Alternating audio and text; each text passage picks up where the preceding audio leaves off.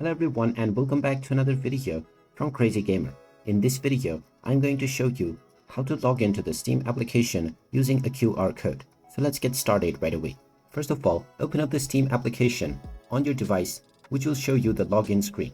Now, within the login page, you will see the account name and password section where you can type in your username and password to log in.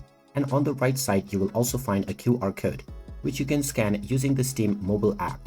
In order to scan and log in, you will need to download the Steam application on your smartphone. So open up the iOS App Store or the Google Play Store on your device and use the search box to search for the Steam application. Once you find it, tap on the install button, and after the installation, you can open up the application, and after you have been logged in within the Steam app, you can simply tap on Add Authenticator. You will now be able to use your phone camera to scan the QR code that you see on your screen. And after you scan the code, you will be logged into your Steam account right away.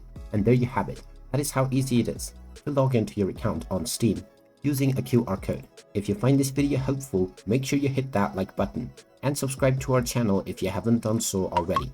Also ring that notification bell to never miss another update from us. Thank you for watching, and I will see you again in the next video.